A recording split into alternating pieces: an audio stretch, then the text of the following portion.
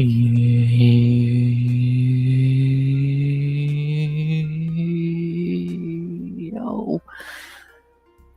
yo, RX back with another stream. This time we are beginning another week with a Contender Series recap on a beautiful Tuesday night. That's also the beginning of UFC Paris Fight Week. So it's not just Contender Series like last week. We have fights back, baby. And God, do I love it so much. Oh, it's good to be back. I took yesterday off. It felt weird, but it was needed to an extent because the next 6 nights, Tuesday night, right now, Wednesday night, Thursday night, Friday night, Saturday, and Sunday night, I will be live. So you're going to get plenty of RX, and I think Monday is a good day to take off. Because no one wants to watch a stream or be on a stream on a Monday, so that's why I take it off. But Monday's in the past. It's Tuesday. Contender Series happened. It's UFC Paris Fight Week. There's a lot to talk about, a lot going on. We're going to do a lot this week, tonight, in general. It's good to be back. I know I had stream scheduled for 11:30, but I said, fuck it. I want to go live already. I have that itch to go live. So I did. What's up, gang? I doubt y'all mind me going live a little bit earlier than usual. And, hope y'all doing wonderful, wonderful on this beautiful, wonderful Tuesday night to start UFC Paris. I guess the second day of UFC Paris Fight Week. Yeah, I know. I just got an itch to go live. It felt weird not going live yesterday. I wanted to. I truly actually did. Because I don't look at this as a job or something like, oh, gotta go live. No. I love doing this. I love doing this more than I could ever fucking express. And I love y'all. I truly do. I can't wait to spend a great Tuesday night with y'all. Having a great fucking stream. We'll see who we get tonight. Will we see our one and our only J Beers? Time will tell. Will we see the gamey? Time will tell. Who else will we see tonight? Time will tell. But what you will see is a wonderful fucking stream. Hopefully, I hope you enjoy. Hope I can give y'all a good stream on Tuesday night if you're watching this right now as it's happening, or if you're doing a rewatch, let's say on your Wednesday afternoon. I love y'all. I do this for y'all. I enjoy every second of it. And I'm ready to get ready to hear a lot of this dickhead's voice over the next 6 nights. Y'all ready? I know I am. Can't fucking wait. I truly can't. So, but enough of me rambling and being all sentimental and bullshit. We're back. Contender Series happened. There's a lot to talk about there. UFC Paris this week. There's a lot to talk about there. Hopefully we'll actually be able to actually talk about it and break it down on like Sunday night, where that kind of turned into a joke, but it happens. It's not right to talk about it at that time anyway. We'll probably talk about some football, because, you know, that's what we do. Now we're a football channel, to an extent, but on the Sunday stream, we actually got like 2 or 3 fucking like people in here who were just here about football, didn't give a shit about MMA, which was fucking awesome. And yeah, man, I'm just happy to be live. I truly can't put in simpler terms. I'm happy to be live again. I love y'all, and let's talk some fights tonight, shall we, boys, girls, and Jamies of all ages. So, enough rambling. We are here to talk about many, many things. Contender Series, UFC Paris, fantasy, some things have happened there, some fight news has broken, nothing insane, but some fights have been booked, a lot to talk about, and yeah, man, I love being back. I'm actually happy to be doing an MMA stream for what feels like the first time in a long time. Yeah, well, I guess Saturday was meant to be an MMA stream, but it wasn't. Was it? I don't remember Saturday. This one, the only stream I don't really remember from last week was Saturday. I remember Sunday because it was fancy. I remember Wednesday and Friday because it was a rating show, and I remember Tuesday for being I don't remember shit about Saturday night. Oh my god, that's when never mind I do. That's when I went 4 goddamn hours. Like a fucking sociopath. And yeah, that was fun. Insane, but fun. Let's not go 4 hours tonight. If we did, I wouldn't be upset, but it's probably better not to. And I don't think the gods will allow us to. Anyway, it's Tuesday night. We'll go a couple hours with y'all and see where the night takes us. So, I can't wait. But yeah, can you tell I'm just stalling till hopefully someone comes in chat? But yeah, Contender Series, very, very good tonight. It was, I really enjoyed it. I thought it was very fun. So, a lot to talk about. 3 knockouts, 4 contracts, should have been 5, and not in a way you would think. A lot of great night of Contender Series. 3 in a row now, in my opinion, in that regard. Week 1 was kind of mid, but the last 3 weeks have been phenomenal. Tonight was phenomenal. 3 first-round knockouts to end the night. Can't get much better than that. I enjoyed it. Again, I don't know how you really couldn't. So, I really enjoyed it. So, yeah, I don't know. It's if I have to talk about it, blame myself, I will. I don't mind. I'm gonna give it another minute or so.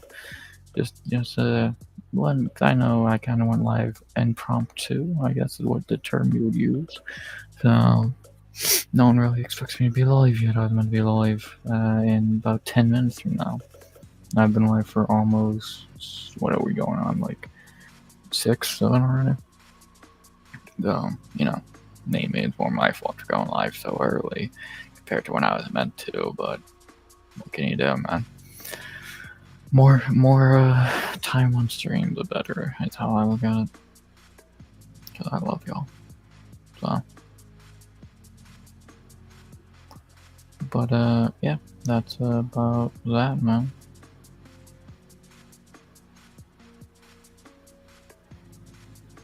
So.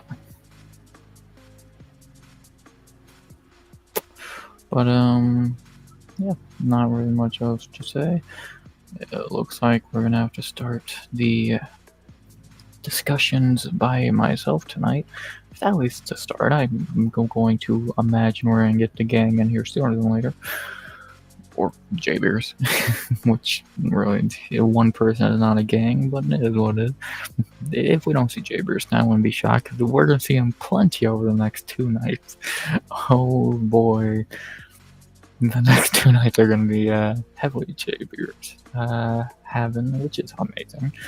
And hell yeah, so can't wait. But what we don't have to wait for anymore is Contender Series Week 4, because it's officially over now, and it was very good. Very, very good. I enjoyed it. Like, I already know how you couldn't when you get 3 first round finishes in a row to end the card, and then even the first 5 of the night was a fight of the night level banger. So, I really fucking enjoyed it. I thought it was very entertaining. And I was not disappointed. Shall we talk about it? I feel like we shall we?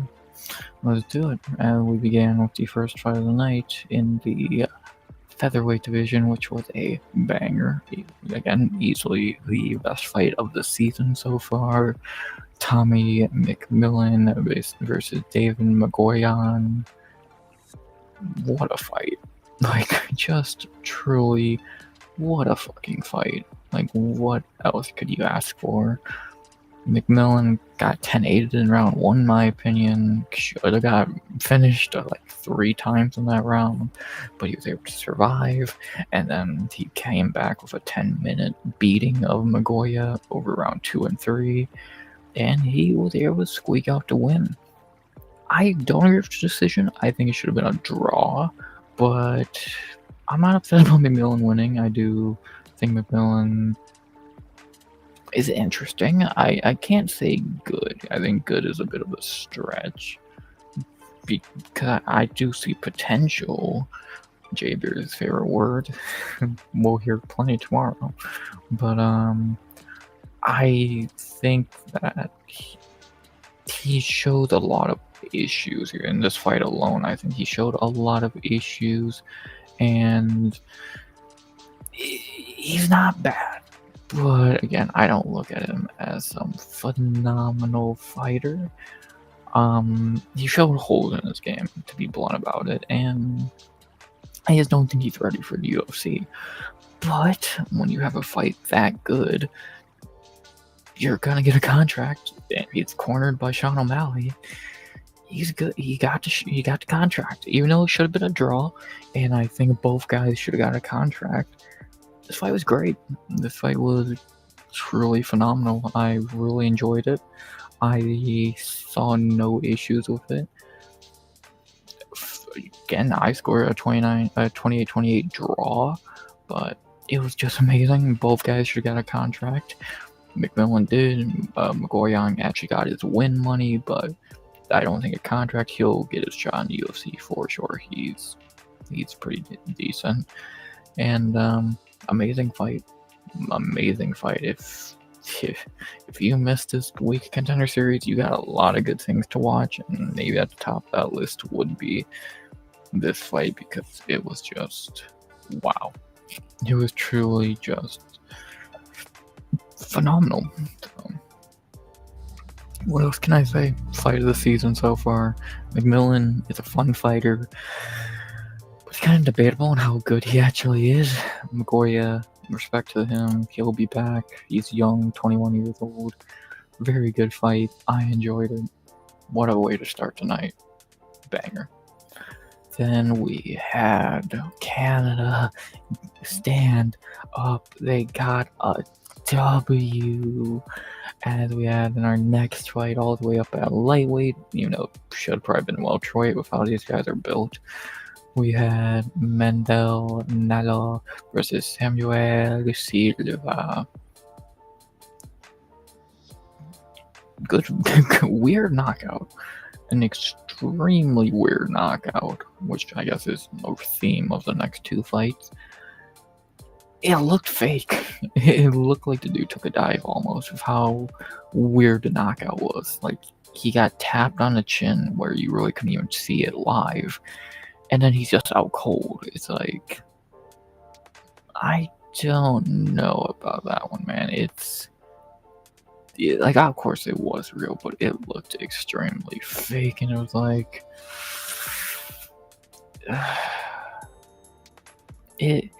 respect to Nalo, good win, got a contract as he deserved, but yeah, that knockout was weird. Like, it was a weird knockout. The dude kind of just crumpled out of nowhere. It was like, weird. But good for Nalo, man. 36 years old, which I guess Tapology is wrong calling him 33. I guess he's 36, which, okay, well, that's kind of interesting. And he gets a contract. Canada gets their second win of the season, which is already much better than they did last season on the Contender Series. And yeah, just really good shit from Nalo. Beautiful knockout. Dude has never went to a decision, win or lose. He's gonna be a fun fighter. Good addition. They need Canadians, especially good ones, because the mixed male wise, even more, they have none. And yeah, it was a good win. Good win, good finish, earned the contract. Very good. I can't really say anything else. Knockout was very questionable. Again, it was very weird, but it was good. Good win for Nalo. The Silva dude, fucking, he's come from Cage Warriors. You knew he was ass. So what do you really want me to say there? Like, you come from Cage Warriors. They just make garbage fighters. So the second I saw that, I knew he was gonna lose, and he did. So there you go. Good one for Nalo. Welcome to the UFC. Canada has another fighter. A little bit old, but another fighter getting their second one of the season. See how he does, man. We'll see how the old man does in the UFC. Canada, stand up. From Canada to Poland, as we had in our co-main event of the card, up at middleweight, we had another really odd finish. This one even weirder than the Nalo fight, but it was more because the referee's a fucking idiot. As we had Cezay Olechechuk versus Theo Haig. Or Hag. Yeah, Cezay ran through him in about 36 seconds. For some reason, the ref called a timeout when Cezay knocked him out due to hammer fist when Theo's shot on a takedown, and because the ref's a fucking idiot, and yeah, he kind of fucked that up. But when the ref outside the cage told him they were legal blows, he stopped the fight, and Cezay got the win. Shitty roughing job, no shocker there, but yeah, Cezay got the win, got the contract, ran through this poor Theo guy. Good stuff. Not really much else to say about another Olechechuk in the UFC. Is he better than his brother? Is he worse than his brother? Hard to tell from a 36-second fight, but we'll see. We'll see how he does. He's younger than Macau, so we'll see how long he can go in the UFC. And let's see. Dude got the power. Dude got the striking of his brother. But what else can he do? Fighting nerds keep producing talent somehow. Can't stop him. Clearly won't stop him. See how Cezay Olechechuk does. Theo dude's not too good. Welcome to the UFC. Another set of brothers in the UFC. And then finally, the main event, which I think overperformed any expectations people had for it, because I didn't hear anyone being too excited for this fight, even though somehow it turned out to be maybe the knockout of the night and performance of the night, as we had in the main event Jean-Paul Lapusiani versus Jack Congdon. Not bad. You can't be too upset about a beautiful knockout in like 68 seconds like this. John Paul head kicked him, hurt him pretty badly. He rushed in when he was still stumbling a bit with a big right hand and put him out. Beautiful finish. Yeah. Like, what else can you really say? And apparently someone's in the backstage. Oh, and it is the one. It is the only. I've been waiting for him about 18 minutes late, but I did go live early. He is here, our favorite co-host, the man who, in my humble opinion, truly carries this channel, Javier.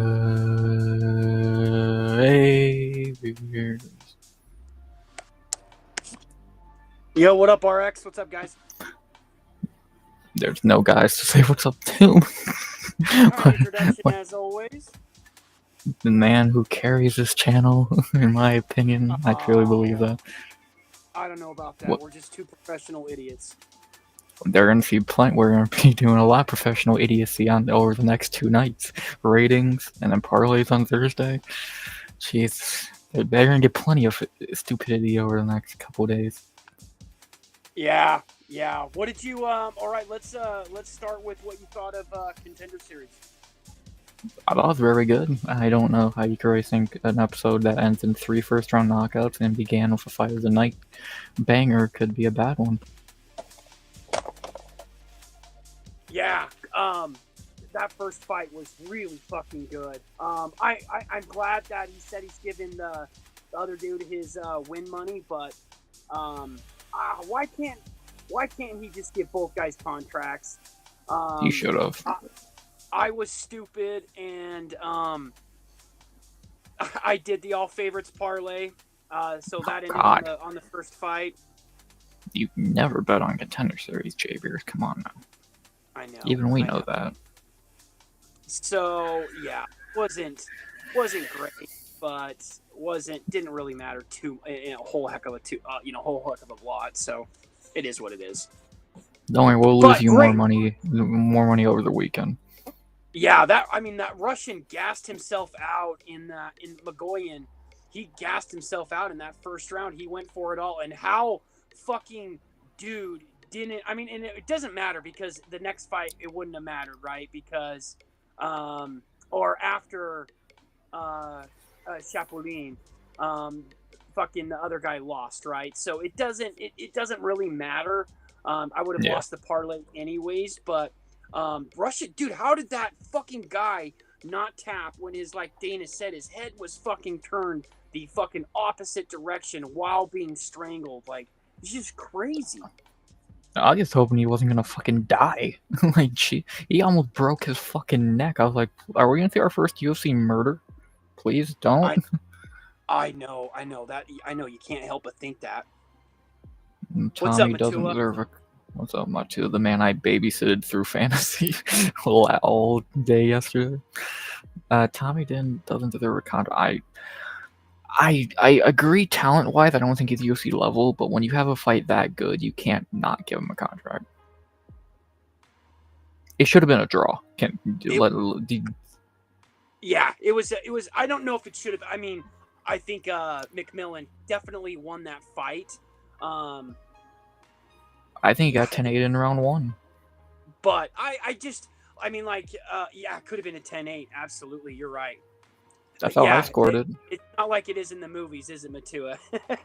Yeah, Where I it's guess like not. they can break your neck with just a two-hand twist really quick. It takes about half a second. I got you, Matu. I'll keep helping you through fantasy. I think you get the gist of it by now. And we'll talk about fantasy in a little bit. So, but I think you get the gist of it by now. But yeah, I would give both guys contracts. But do I think both guys are UFC level? No. I think Matua's right. Like, did you see like the Russian? He almost kept like playing with his gloves. Like, it almost like looked like, I don't know if he's just so tired. Matua might be right. He might be right that you give him his show money for taking the fight on short notice. Coming in and performing the way that he did. But you know what? Now that I'm thinking about it, it was a great fight. But yeah, I don't think you can give him his contract now that I'm thinking about it. But McMillan, my God, that dude took a fucking spinning elbow, to the fucking front of the fucking head. I think it landed on his forehead, which is probably the only reason that he survived that. Any other place on the head, he could have hit the button. But Laurel Murphy style. You're yeah, you're probably right, Matua. McMillan gets torched in his debut. Like I said, do I think McMillan's UFC level? No, I think he has plenty of holes in his game. I don't know how he's that shit of a striker when you are teammates of Sean O'Malley, but when you have a fight that good, you can't not give him a contract. And again, I think Magoya should have got a contract. It should have been a draw. Fight of the season, easily so far. I know it's only week 4, but easily fight of the season.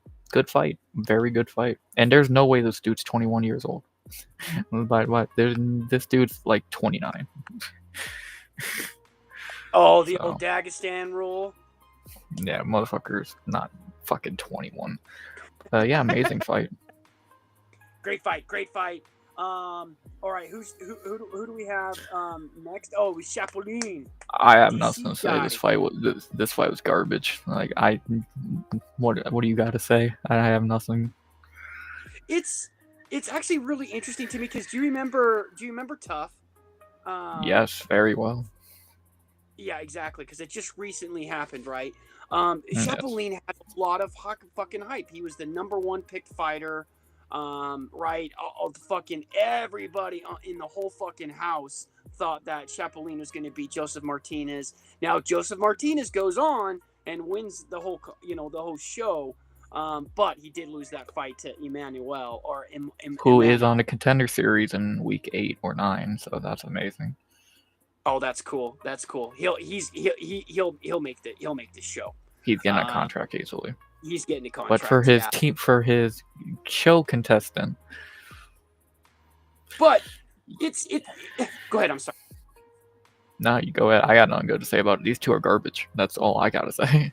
Drink. Like it just like he had a lot of fucking hype on the Contender Series or on Tough, and then they were giving him hype on the Contender Series, talking about Chapolin. Like I just remember DC and his whole crew. It was episode 1. It was episode 1. He got booked against Morales and he got starched in 2 minutes. Chapolin, like dude just had a lot of hype, and yeah, he won that fight, but only because cheated. The Asian guy. That fucking knee to the fucking face, man. That should have been a point there. Yeah, he still would have won easily, sadly. Yeah, but I mean, yeah, he won, but I 100% agree with Dana's decision. He doesn't get a contract. He did try a couple of times to ground and pound, but there was so many points. He has him in guard and just like does nothing. It's just holding him. Like, give some ground and pound. The guy's gonna get up anyways. Like the way that you're doing shit. Like, I don't know. Maybe he's just tired, but he needed to do better. Definitely needed to do better. Calling him Warm Milk, I don't know, is either the meanest thing I've ever heard or the funniest thing I've ever heard a fighter get called. Good shit, not to yeah, I'm good. Like, I have nothing good to say about this fight. I thought Chapolin was shit on the show because he got starched in 2 minutes by a guy who's not even that good. Then he comes here, beats a guy who is clearly like this was and get ready to drink. This was a can versus can battle. Like, Chapolin is an LFA guy who should stay there, and Anton Ho should go to fucking 1, where it's round 1 when you need him. So, and I'm disappointed in Anton Ho because I last year we all gave him a break. He fought Lonnie Kavanagh, who's amazing. This year you get a guy who's way worse on no camp, who just fought 10 days ago, and you look worse. Ass fight. Happy Dana's being real this year, not giving anyone a contract, and yeah, should he fight? I won't be shocked if we see Chapolin step in on short notice for a fight. We will see him in UFC. I almost guarantee it.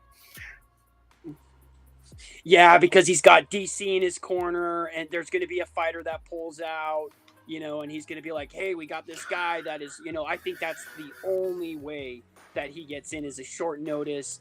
They need somebody bad UFC fight. Yeah, so we'll see him sadly again. He'll get beat because he sucks. Anton Ho, we're never going to see again. 0-2 now. He's going to just be a journeyman, PFL, 1 championship, whatever. Disappointing. Worst fight of the night easily. And I can't disagree with Dana at all. Yeah, glad he didn't give a contract. The dude definitely didn't deserve one. I think that Asian guy, like you said, he fought Lonnie Kavanagh the first time. Yeah, and that was the first fight of last year. He got knocked out, but we gave him a break. Lonnie Kavanagh is amazing. Still is. I don't care. He just lost. He fought a can worse. Yeah, Chapolin is definitely worse than Kavanagh. That's damn sure. Yeah, like Kavanagh would rip at fucking Chapolin apart. And I know he just lost to Charles Johnson, but that's Charles. Energy. Yep.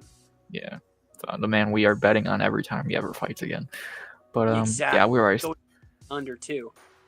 Yeah, we've already spent too much time on this fight because it's the worst one of the night. Nothing else to no contract, boring ass. Next, then the first round knockout started. Mandel Nalo versus Samuel Jackson Silva. What are your thoughts? The knockout looked faked. Like, he looked like he took a dive. The first thing I thought. I know that's crazy. Like, obviously it was a real knockout, but it looked like Silva took a dive. Like, out of nowhere, he just crumpled on the mat out cold from, like, nothing. It's like... Yeah, I think it was a jab that it was a right. It was a straight right. He just goes straight down. It wasn't the hardest punch, though. You're right about that. But, I mean, dude came in and just... I think, like, he got leg kick, 20 times in that And fucking front first kicked in the round. face 3 And then times. front kick in the face. Yeah, like those dudes' kicks were ruthless. So, I mean, dude was 35. Like, he had to do that, or Dana's not. Like, he had to get in there and whoop his ass fast, or Dana's not going to give him a contract. He knew that. And to his credit, he did. But yeah, that I think the guy was thinking about how bad shit hurt, and maybe like, okay, this is gonna. I'm going down on this. Like, if he, okay, there we go. Right. Yeah. I don't know, but he did, like, I mean, he went straight down, a couple of follow-up shots to the side of the head as he's curling up in the fetal position. Brutal stuff. Yeah, very good one. Happy for Nalo at 36 years old getting his opportunity after pretty much a journeyman career, now getting his shot.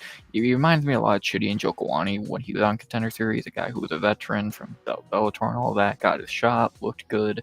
I think Nalo will be like Njokwani. He'll be fine. He'll be a fine mid fighter. He can beat cans like we saw tonight, and he'll probably lose to legit fighters. So happy for Canada getting another okay fighter. And that was middleweight. Lightweight somehow. It's really welterweights, but somehow they are making lightweight. Oh my god, they were fighting at 155. They are welterweights. They're 6 foot. But they weighed in at 155.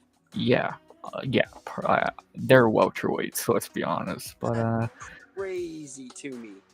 That crazy. Yeah, anybody else that? Holy shit! The first thing I thought when the fight started is these two are welterweights. There's no way these are middle. At these the are very lightweights. least. Yeah. At the very least. Like, and if I can pull this up, Nalo's fucking weigh-in photo when you see her and be like, what the fuck? Let me looks fucking like a shell of himself. One word to describe it. That bad, huh? Here we go. Like, this doesn't even look real.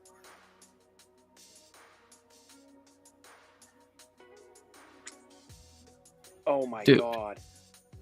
That is not right. Oh my god. That looks like some out of a fucking horror. Killed himself.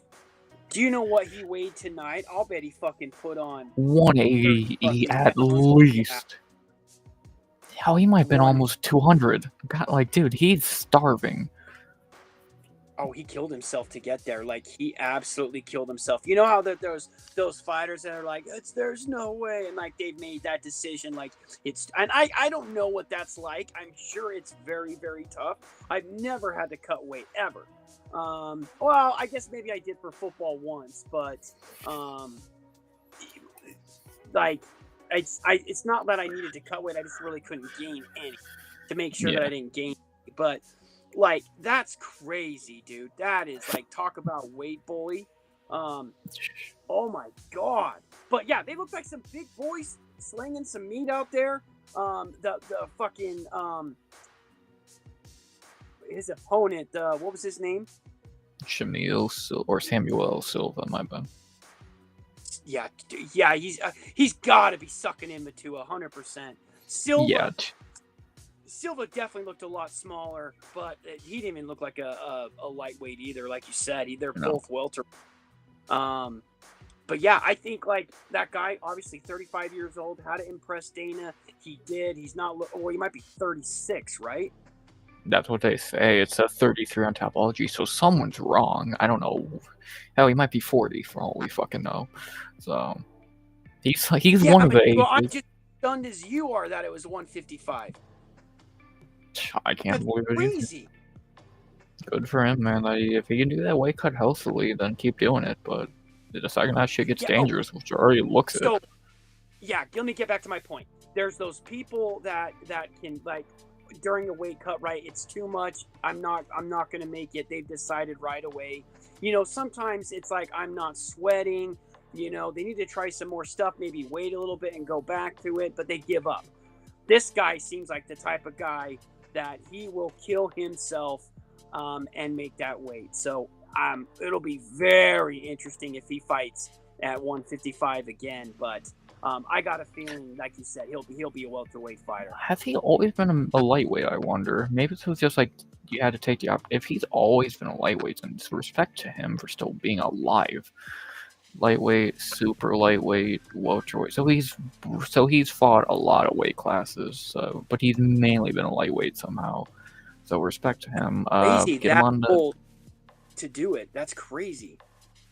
We're good on him. Because I thought and then the show said he was 35 or 36. That's what I thought they kept saying 36. I thought I heard that. It wasn't crazy. Yeah, so get him on the Canada card in the fluffy Canada card. I think late October is it? I don't remember when that card is, but get him on there. You need one of the male fighters on that card to win because none of them probably will. Yeah, exactly. Matua, it's exactly what I asked RX. They fought at middleweight, right? Yeah, I thought they fought at middleweight. That just blows my mind. But yeah, hey, great for Manel. Or Nalo, he's fucking. He could. I mean, I'm like he can win a fight. He's never went to decision. All his fights have. He's never went to full. He could win a fight in the UFC. He'll probably get fed a can in Canada and have a nice debut. Respect to him. Welcome to the UFC, old man. Two With joints those stand leg up. Kicks, man, and the fucking front kicks. Oh, he's got, and he's definitely, I think, what was it, 11 of 12 of 13 first-round knockouts? Yeah, well, like all of his wins are finishes, and all of his losses are finishes, so he's going to kill or be killed. 8 knockouts, 6 submissions. This guy's good. We love those fights in the UFC, but those guys don't last when they do that. Hell no. Hell, fuck Nate Landwehr. First name that came to mind, so. Yeah. But now. Who doesn't love Nate Landwehr? Like, Nate the Train is so fucking fun. Betters don't love Nate Landwehr. But yeah, he's going to go in there, and you're either going to put him out or he's going to put you out. There is no, two questions about it. Yep, good for Nala. Can't wait to see him debut in probably Canada. And happy for Canada, because they had if you remember last year's Contender 3, they went 0-5. Now they're 2-0. The one guy didn't get signed, but Nalo did. Good for them. And good knockout, even if it did look completely fake. Yeah. Co-main at middleweight. The brother of Miguel Ceze Olejejczyk versus Theo Hague. What was that other guy doing in the cage with him? This dude looked like he had no business being in that. God, that music's loud. He had no business being in that cage, at all. This music's loud. The one I got here. Yeah, I think it's. Wow. You got it on the lowest setting too. That's better. Yeah. Perfect. Nice. Something. I thought you were talking about the referee at first, because what the fuck was he doing in there?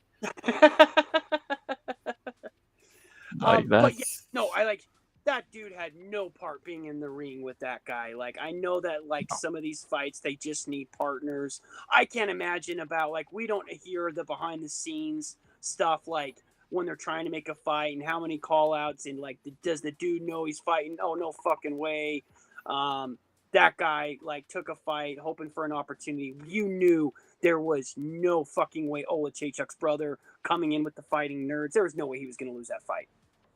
No, I think was the biggest favorite on the card, and he looked every bit of it for 36 seconds, knocked him down once, beat him up in the fucking sprawl, and got the finish. I don't know what the debate was. Those were the cleanest hammer fists I've ever fucking seen. Yeah. And, I mean, the back of the ear, just off the back of the ear is illegal. That's not a back of the head shot. That's a legal shot. He was hitting him in the ear, the side, the back of the ear. I know he got the back of the ear, the head in back of the ear. I know he got that part, but that's a clean strike.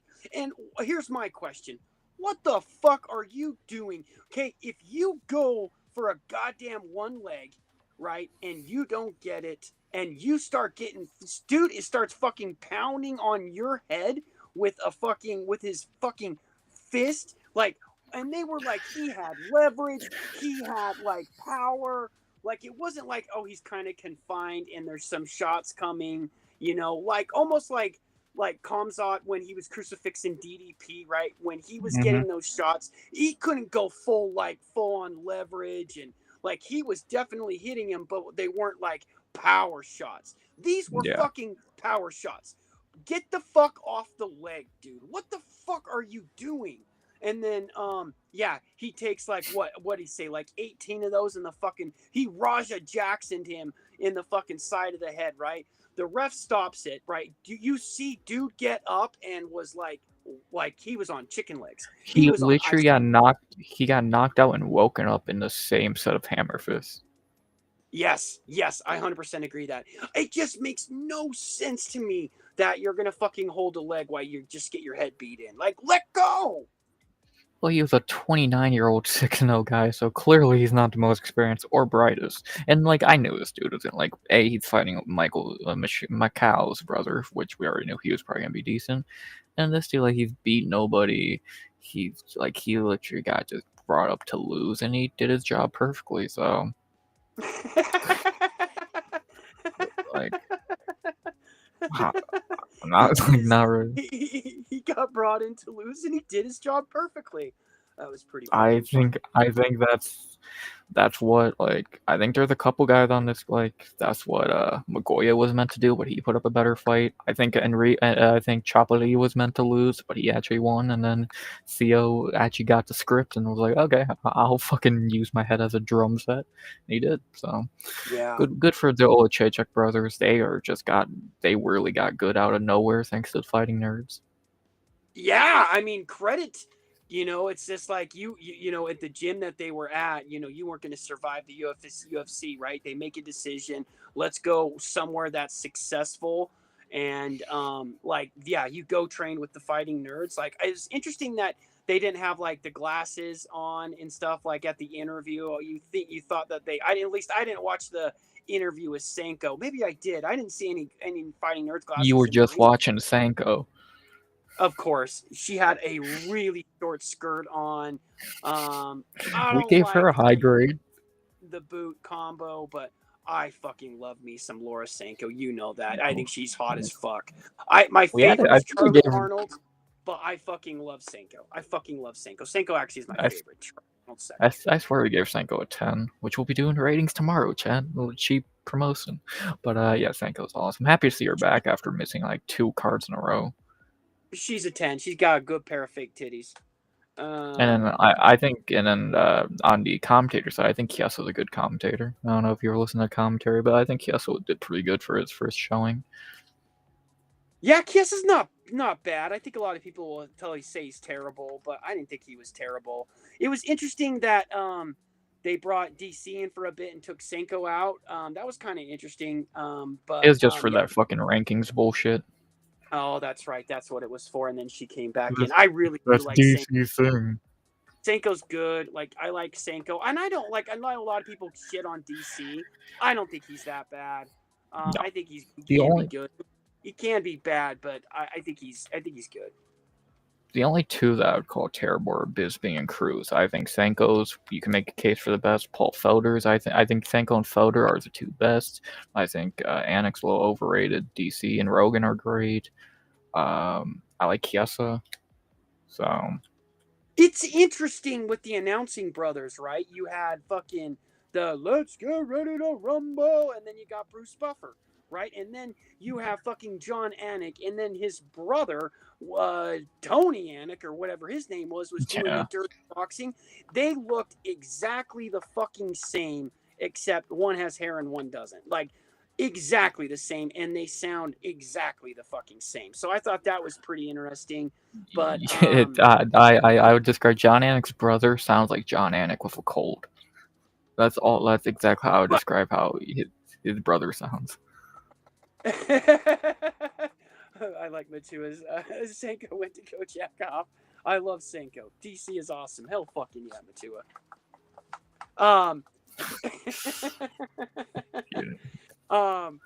Dude, God, I lost my train of thought completely. Start thinking about good for Olachechek. You're welcome. Um, Good for old Jacek. Welcome to the UFC, and I hopefully yeah, let's don't grab a leg don't when be somebody's ass. fucking thumping you in the fucking head. Like, do something else, bro. Glad they stopped the fight because it would have just got worse for that dude. But yeah, congrats. What a smart move for them. Career decision. Brothers in the UFC. What another pair? I think there's not very many, but there are a few. There was the Uh, Nakachuana. What is the Nigerian brothers, and then of course Usman's. the Usmans, the Basharats, the Rat, Bomb uh Fiends. Bonfames. Who else? Herbert got cut, so Gilbert's alone. Antonina retired. That's the sisters, though. The Tafas, the worst somehow. Yeah, I don't think. Yeah, I think one of. No, I think they both still fight. Who's They the both still really suck. tall black guys with the froze? It's Noko. It's like Nokoano. Uh, Not. Oh fuck! I have it and then I forget it. Nakjawan. Oh fucking Christ! uh, I know the name. It's Yeah, not popping in my. Walkers, Johnny, and But yeah, fucking yeah. So add Olachecheks to that Nakjawan. list. But yeah. I mean, what the fuck ever I was trying to do there. Brothers in the UFC, pretty fucking cool. What's up, JMO? About time you showed up. Good for the Olachecheks. We'll see how Says how little brother does, because Macau's doing great That's right it. now. Thank you, Matua and Jokawani. That's Oh exactly yeah, it. Chitty's still in the UFC. I don't know if his brother was in the UFC, but he was never that good. No, that's a different. That's a different one. It's The spelled. Lapelouses, Taylor Lapilus, and Damian Lapilus. But hey, good fight, good brothers. It'll be interesting to see what they do. His brother looked fucking a lot bigger than Mikel did. That's for sure. Yeah, like says I could easily like fool you for a light heavyweight. He's like pretty damn big.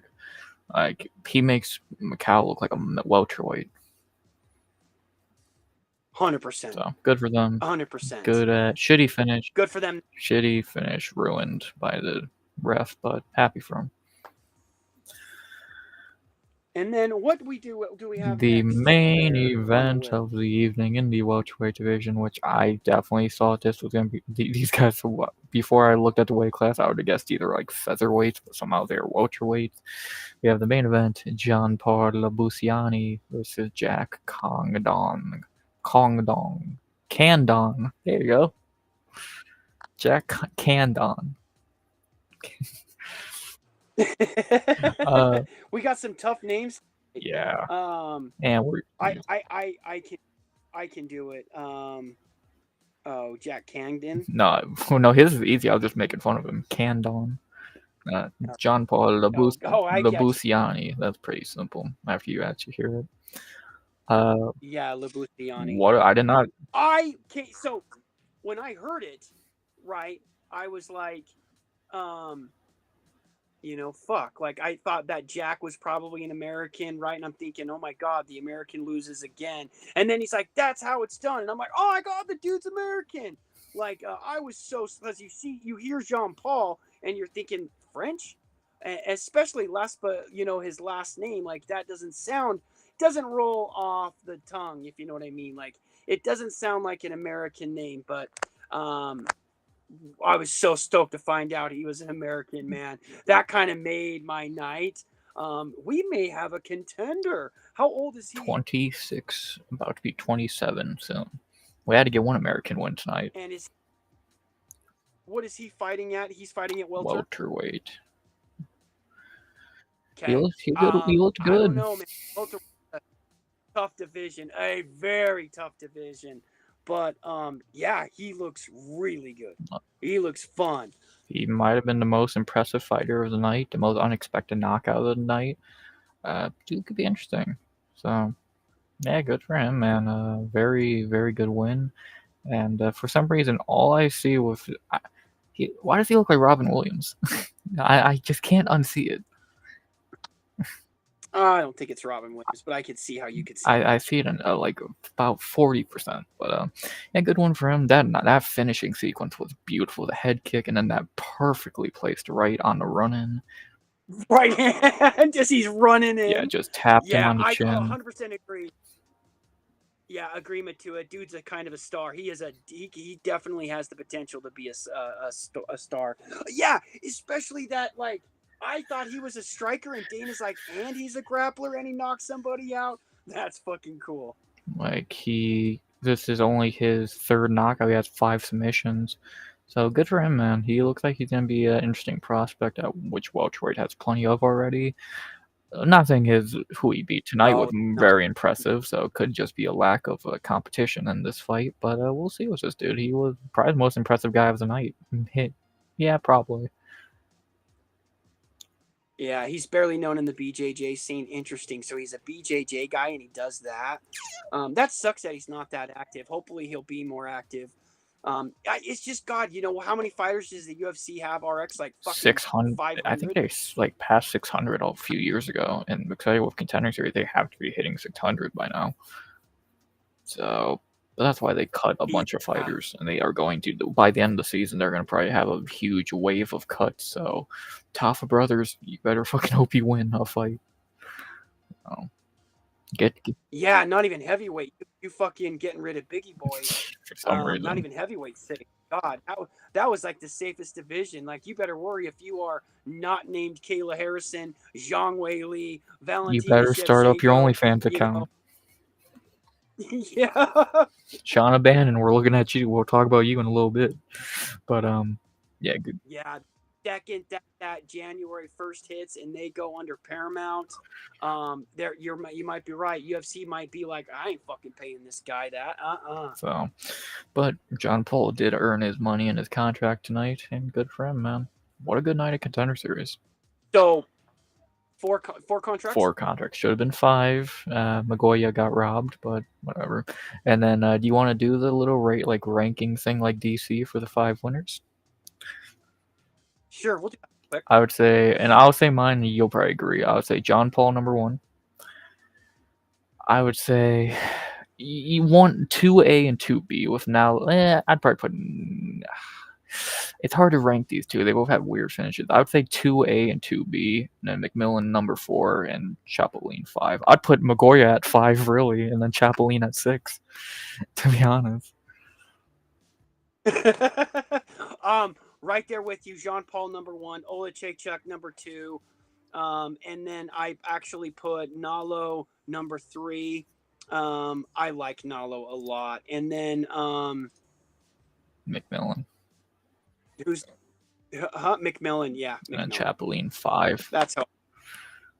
And then the Russian 5, and then Chapolin 6. I agree completely. So, good night at Contender Series. Good start to the week, and it's still a must see. Like Tuesday, if you're not watching, like if you have ESPN Plus and you're not watching, I feel bad for you. And then just to look, because it's fucking awesome. And just a quick look. Even if you're not watching it live, right? Like just watch that motherfucker. That's the beautiful thing about ESPN Plus, right? You can pull that shit up at any time.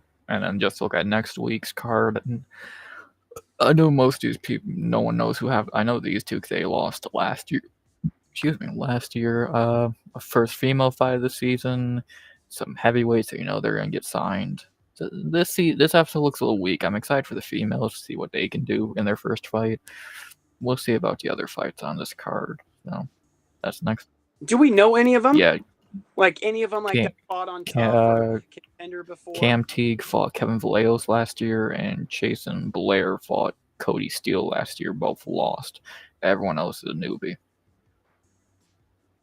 How do you remember that shit? Good question.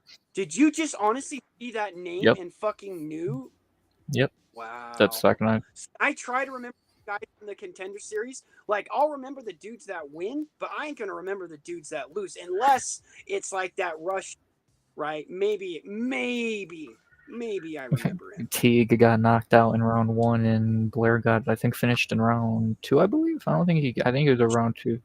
Was it round 2? Round 2 body shot. Round 2 body shot. Oh, yeah. Oh, my God. So, there you go. That's really amazing. All right. Thank you. I have to have the talent at something. So, but yeah, that's Contender Series done. Would you like to talk about UFC Paris a little more sober compared to Sunday night when you picked 11 first round spinning elbows? I swear to God, you. I completely forgot I did that. Oh, that's right. Oh my God, that's funny as shit. So would we like a sober breakdown? Were they all first round? Yep. It might have been all. It might. Spinning back elbow So finish. I can just see my drunk ass saying that. He's gonna win by. you can spinning go back watch elbow your first drunk round. ass. It was Saturday night. Oh my God, that's hilarious. So let's do a real breakdown. Yeah, I'll have to remember that. That's hard to forget such a legendary moment. You might be right.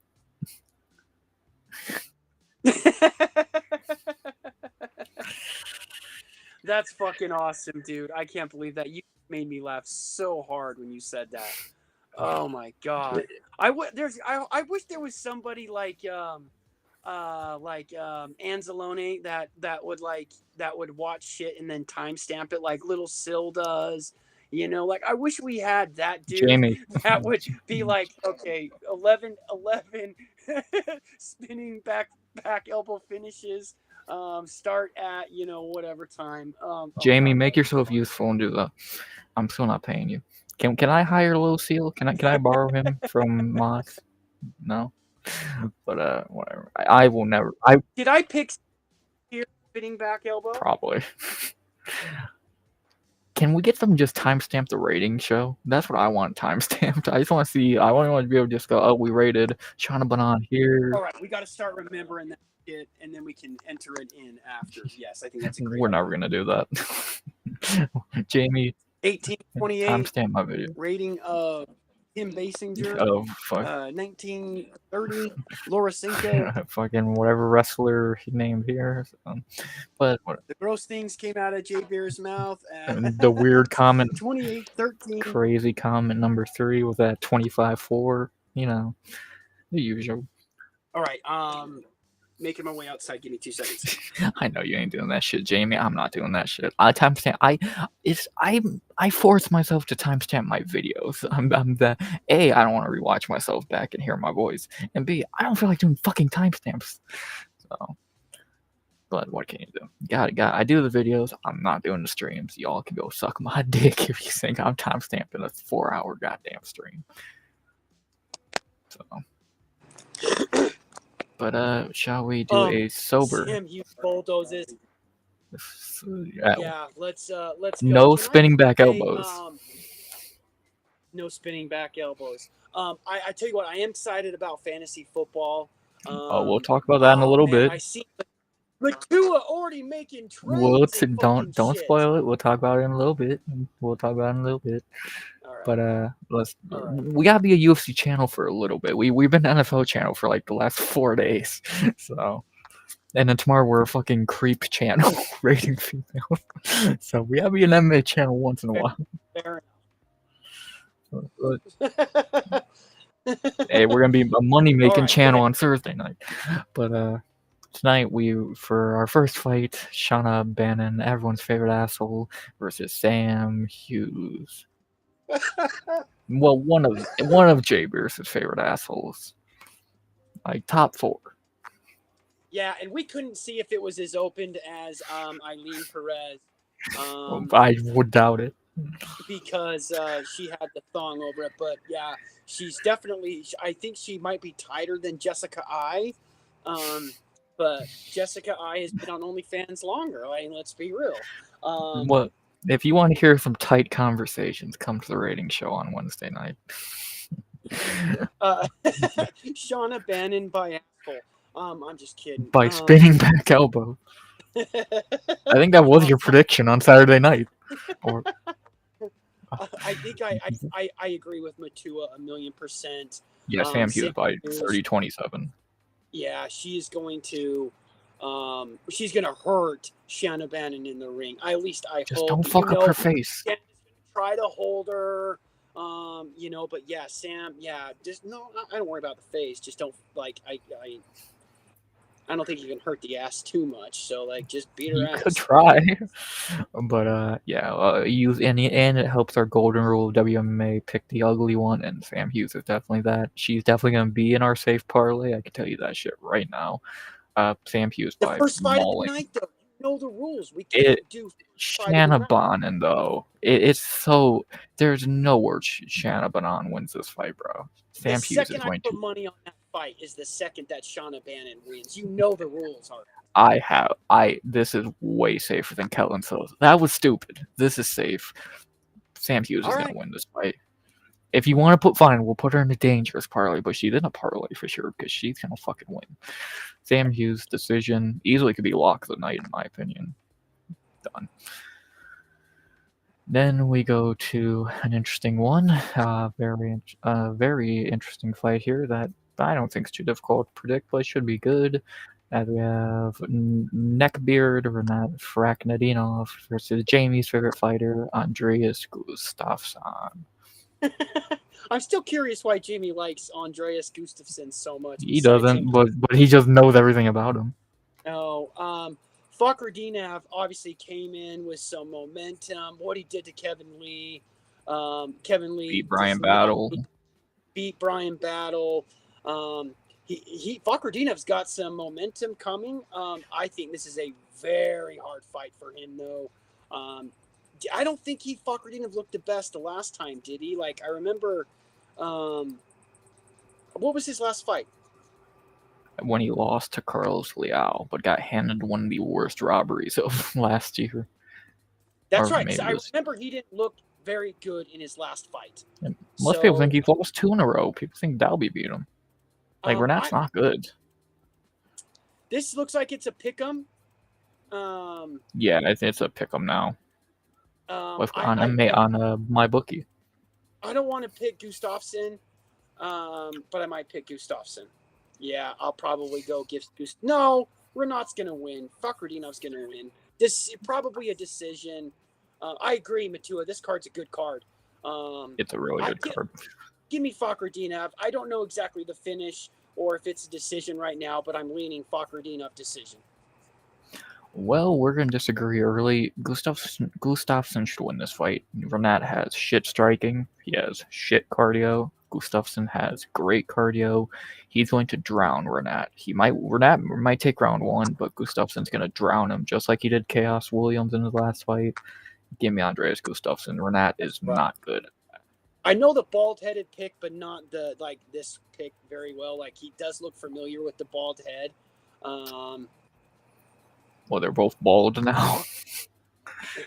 Renat beat the shit out of Zaleski dos Santos up until that third. Yes, that's true. Yeah, that was a close fight. So I think Kevin. So I think Matu is saying that Andreas is gonna walk into punches and get finished. I don't know if that's exactly what he's saying, but I think he's saying Renat wins, which I agree. He walked into Cass Williams' punches, who hits way harder, and he didn't fucking move. So he's gonna beat Renat. What's the height difference? 1 inch taller for Gustafsson, but 1 inch in reach for Renat, and he is 1 year older than Renat. So. Okay. I didn't know if Gustafsson was a lot taller. Renat's a pretty tall guy. But yeah, I think Matua said, it could be a great fight. It really could. Just a couple of dudes beating the fucking tar out of each other. We love those kind of fights. So hopefully that delivers. That one is a dangerous fight though. That scares me in terms of putting in a parlay. Yeah, if we're not agreeing on a pick, then we're not going to even waste time betting on it. I could see Gustafsson finish late because I think Renat sucks and he's going to lose this because he lost to Carlos Leal, who we know how good he is now. Gustafsson should win. I think. So we'll see. Unless Renat pulls another win out of his ass. With it being such a close pick'em, I like Renat. But moving on. Next, one of maybe the lock of the night. Not much to say here because this is one of the worst matchmakings I've ever seen. Third fight, Brad Tavares versus Robert Brychak. Um, I don't know if the odds are at minus like 800 on this fight. They probably should be, but yeah, give me Brad Tavares.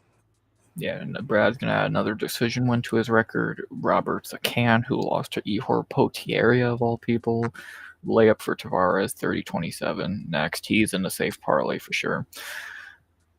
Next, a Body giraffe. I do remember that for Andreas. That's right. Yeah, he's gonna beat the shit out of Renat. I can't wait to see it. But next, we have a really good fight at welterweight, a giraffe battle. Somehow these are welterweights at the height that they have. Sam Patterson versus Trey Waters. What is the height?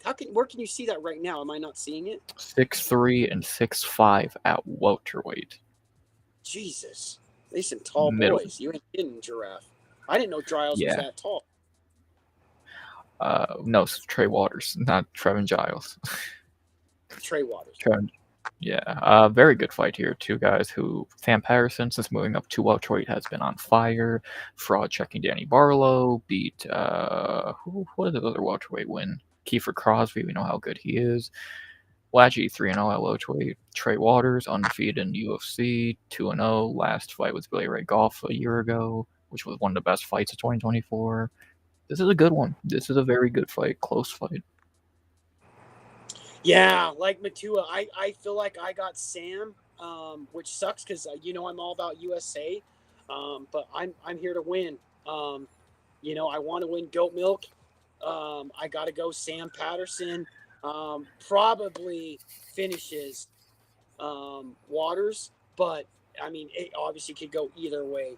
It could go. That's a great fight too, like you said. That's a great fight. It's such a great fight. Sam has looked flawless at welterweight.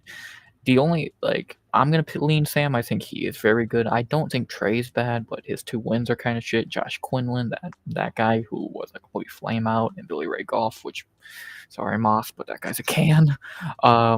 I think Waters is tougher. Patterson kind of has a glass chin, and if Waters can connect hard enough, he could put him out. But I think Patterson's better, even 2 inches shorter. I'm gonna go Sam Patterson, who is a year younger with an inch in reach. Tapology is agreeing with us. We're going to Brit. England all the way.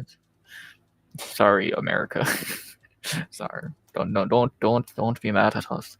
So we agree. Sam Patterson, good fight. Next, a fight that was changed yesterday because Firas Zion pulled out. So now this is debuting our first of like 5 debuts on this card.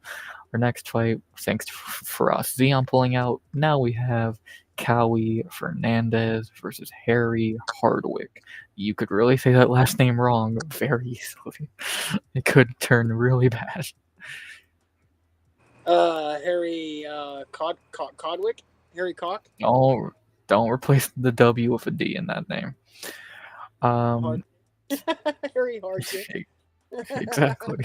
No, I don't think there's betting odds for this fight yet. It's not even on the MMA whole site yet. Oh no, it is, but there's no odds. This was literally booked yesterday when Farassian pulled out because his, I think, grandmother died. So it was a very understandable reason to pull out the fight. So sucks. But Cowie sounds familiar. I don't know about Hard. 2-1 in Harddick's making his debut. Cowie is 2-1 in the UFC, coming off a Garam Kuchtaladze win and a Mohamed Yahya win before that, but he did lose his debut. Mohamed Yahya. Yeah, great win there, and then he lost to Mark Diakase in his debut. But Diakase can be tough. How the fuck did Harddick get in? He short notice. Zion pulled out. When was the last fight that he? So it was Cowie. It was Kawhi versus Zarim. Yeah, like I said, Zion pulled out. I think over the weekend because his grandmother died or some shit, and now Fernandez has a new opponent. So this was gonna be an easy win for Zion, but now it's probably an easy win for Fernandez because Harddick is not very good. He's coming. His brother was on a Contender Series and he sucked. Go to his last fight. What promotion was it in? Cage Warriors. So you know he sucks. Cage Warriors. Interesting. Yeah, he's on a All winning the streak. dudes you have on the Contender Series that you're signing, left and right, in and out. Really?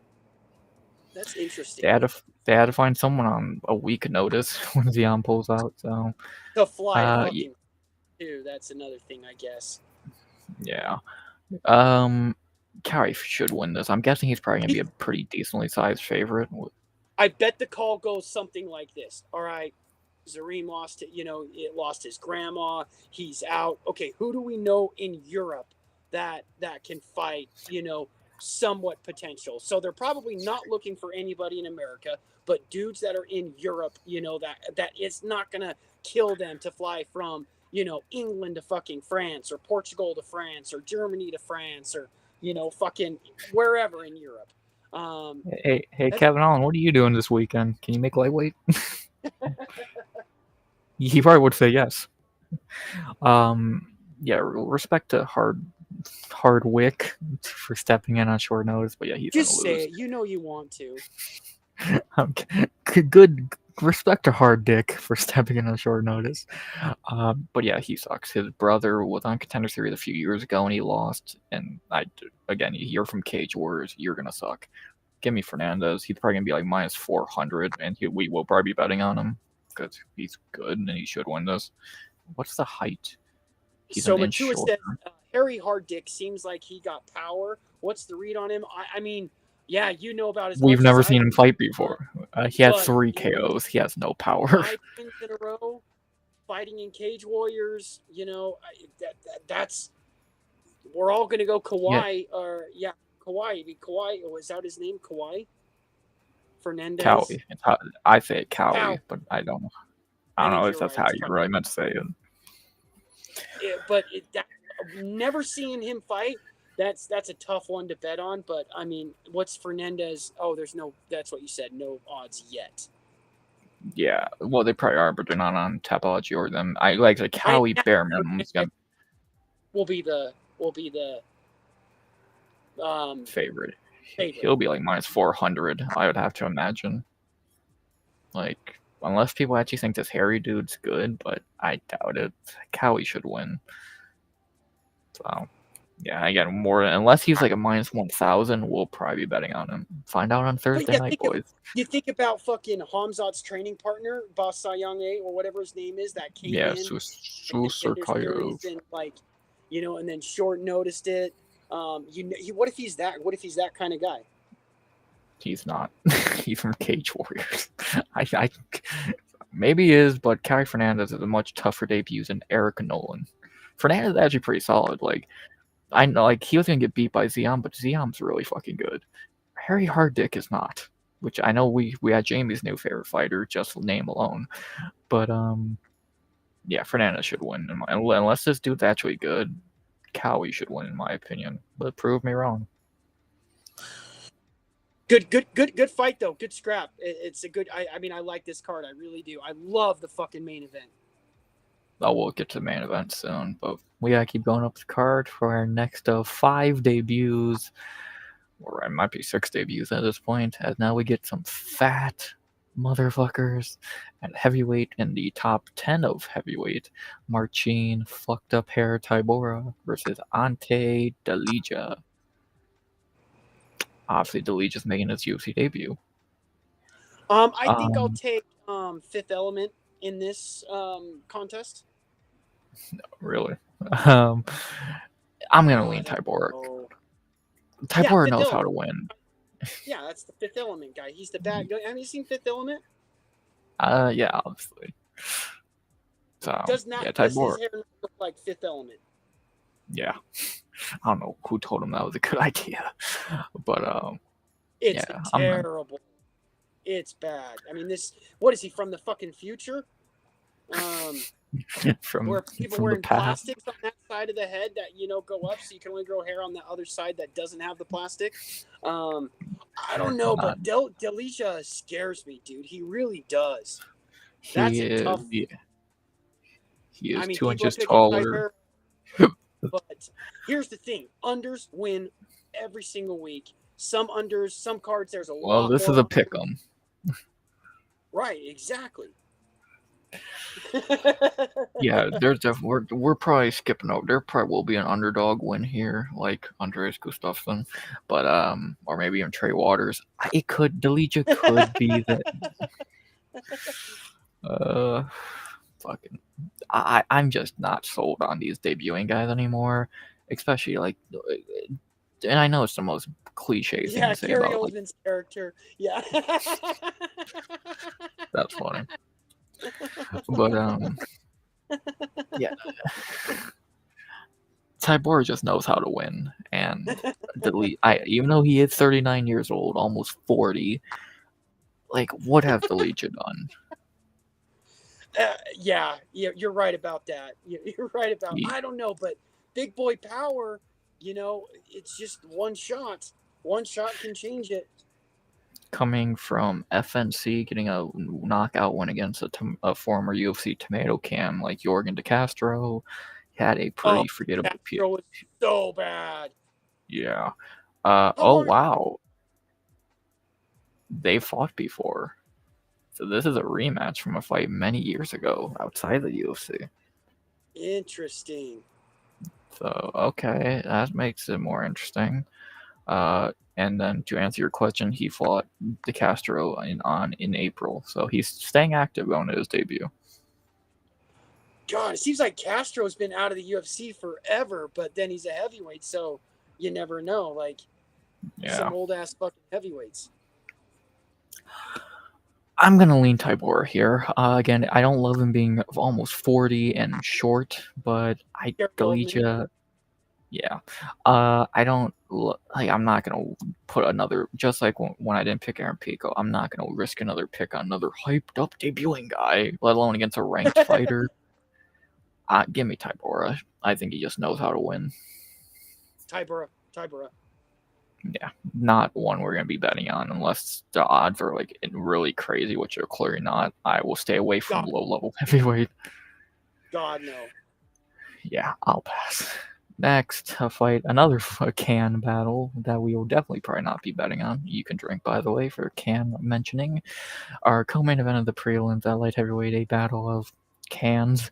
Omar Sy versus Brendan Hibero. Do you care? I don't. Um, Walking Trouble is a good name. Great, yeah, great nickname. I like that. Um, Man, Haberos just should be better than he is. You're right. He is not good. What is that? 3 losses in his last 5. And then Yeah, who was Sai's last loss? Alonzo Menafield. Oh boy. Only 2 months ago he got fraud checked. And then Ribeiro got knocked out by Azamat Murzakanov, which is more respectable. That's more. Yeah, Omar that's a lot more respectable. Omar Sy should win this. I think he sucks, but Brenton Ribeiro is one of the worst light heavyweights on the roster, which says a lot. Even coming off that pitiful Alonzo Menafield performance, Sy should win this. Like, Ribeiro is awful. Well, and if you think of the difference between Alonzo Menenfield and Brenson Hibero, what do you feel like the difference is with those? Like, I mean, fucking Oh, Alonzo it's Menenfield, huge. night and day. Night and fucking day. He's huge. Yeah. He's fucking big dude. Like, Brenson Hibero is not that. I agree, Matua. I got Omar Sy beating Hibero, beating the shit out of Hibero.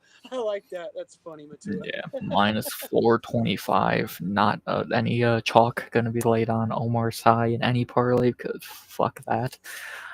He's going to win, but yeah, I'll stay away from betting that one. Thank you very much.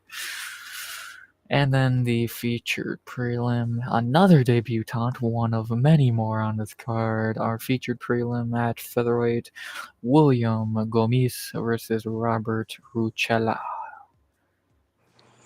Gomez has looked good in some fights. Now he fucking didn't make war like he made weight, but he like killed himself doing it and then couldn't fight in that one fight. I forget who it was in Vegas, Joanson but Brito, I believe. That's where it was against Joanson Brito. that might have I been might be it. wrong. You're usually right about shit like that, but it's in Viva la France. His Um, hometown. oh, oh, oh. Gomez. Yeah, I We'll hear mean, plenty of that for Moss this week. the Beauty and the Beast. You got Gomez Styles on Robert, 100%. I like I Gomez in there. I don't know a I lot will say, about the other dude. well, we'll look at Ruchala, the vampire, or he looks like 11-1, coming from KSW, 2-1 in his last three, hasn't fought anyone notable, come winning a bout in in KSW though. I know nothing about him. I've never seen him fight a day in my life, and I have no idea who he is. Until this fight was booked, I didn't think he's a real person. But yeah, more than likely Gomez wins. But I hate William Gomez. I think he's a terrible fighter. I'm gonna be biased. Give me the new guy. Give me Poland. Wow. Let me ask you this: is KSW a better promotion than Cage Warriors? Yes, Cage Warriors Is it? is the worst. Cage Warriors is like we could run a backyard promotion that's as good as Cage Warriors talent wise. Like, dude, Cage Warriors is garbage.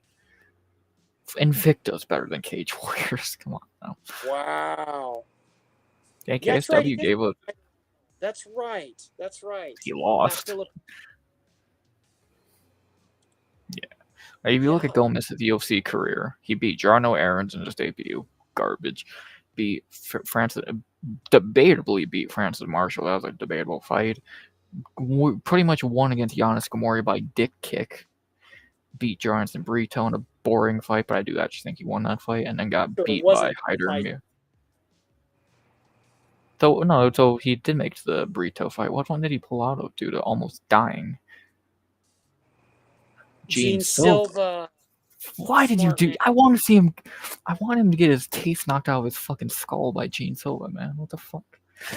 He would have. Maybe, yeah. He'll probably win this fight. UFC's trying to hand him a layup. I did again. This Ruchala guy, I doubt it's very good, but I'll pick him biasly because I don't give a fuck. Fuck you, Gomez. I'll go Poland. Well, I think Matu is bringing up some good points about KSW, and isn't that organization in Europe? Yeah. So that's another thing too, right? Is you have all of Europe now versus America, right? Cage Yeah. Warriors is an American, so I could see a lot more talent. And if Gamrot was double champ, I mean, Gamrot's not bad. KFC Yeah. would love that comment. KSW is given a like. I swear Rainier came from there as well, and someone ain't that Kyoto dude on the main card from there as well, I believe. So, or that might be Octagon, one of them. But yeah, so respectable promotion. Ruchula's coming from, but is he a respectable fighter? We'll find out. What's Topology saying? Nope. So yeah, this isn't one of the unders are always hitting, but give me Gomez. yeah, you're probably right, but I mean, I France. you'll probably be right, but I'm unserious and I want to be a fucking hater. Fuck Gomez. I'm going Poland. And that's the prelims. A lot of fucking prelims.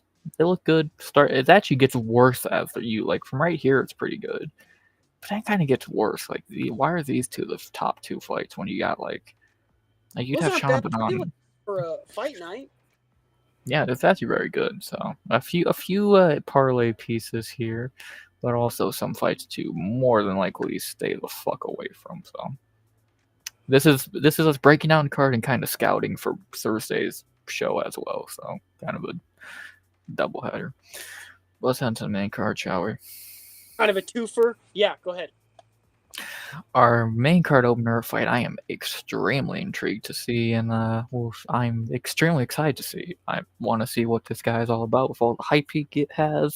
As in our main card opener of UFC Paris, we have Patricio Puppy, because he is far from a pit bull, versus Lucene Kieta. Yeah, I mean, I've heard just a lot of hype about Kita. Now, look at what the hype did for Shabolin tonight, and on Tough. It didn't do anything for him, right?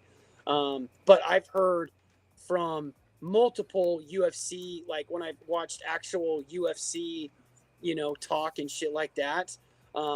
This guy should have been in the UFC a long time ago. He's the one they've been calling for. And what were you right? Was it Octagon that he was in? Octagon, where it looks like his only loss is a fluke foot injury also. So he's really undefeated. He's 27 years old, 10 knockouts, 6 decisions, only. So yeah, Doesn't look I'm like it's all intrigued. fans. I mean, it might be because we don't know him, but there might be Yeah, some good fighters in there. Yeah, I God, can you go? I said it on Cross's stream. I'll take Kita by Savage knockout. yeah, I'm going Keita by knockout. Pitbull's ass. I true like he's looked awful in his first 2 UFC fights. Yair schooled him. Dan Ige pretty much knocked him out in round 3, but he was able to survive. Pitbull's ass. If Kieta's any good as the hype says, he should win and put out an ancient Patricio puppy. Give me Kieta by finish. Yep, yep. He'll probably be in Yes, the dangerous I think parlay. he throws with a lot of power. He's busy. He is 3 inches taller than Pitbull and 11 years younger. Yeah, Pitbull's gonna die. Kieta's gonna definitely be in the dangerous parlay. I can maybe. What did I won't. I Pitbull do won't to Dana to get this kind of a fight? That's like giving get it. fucking somebody Gene Silva, like, oh, it's your first fight. Let's have you fight this guy named Gene Silva. Well, Pitbull got a really big He's not a contract and killer. is 1-1. When you get paid the money they probably paid to get Pitbull, you're gonna get pretty hard fights. So, good luck, Pitbull. We're probably gonna bet against you. Good luck, Pitbull. Actually, no, fuck you. We're probably gonna put Kieta in the dangerous parlay, so lose. So there you go. Good main card opener. Next, we go up to welterweight for our final debut of the card. Only like 8 of them. Welterweight, I think a fight that was booked last week, so not a lot at camp, but enough, I would say. As we have in our second main card fight, Axel Sola versus Reese McKee. We've seen Reese McKee before. Yes, What was we've his seen him last lose fight? many times. A win over Daniel Frunza in a banger a couple months ago. Kind of got stopped by Dr. Stoppage, so debatable on if he really would have fully won that fight, but still a win. He He sucks, looked a though. lot better. That's right.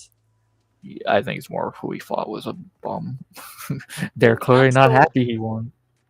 is Axel from the Contender? No, none of the debutants are this card. He is getting signed straight up from Aries FC, which is an alright promotion from what I've heard.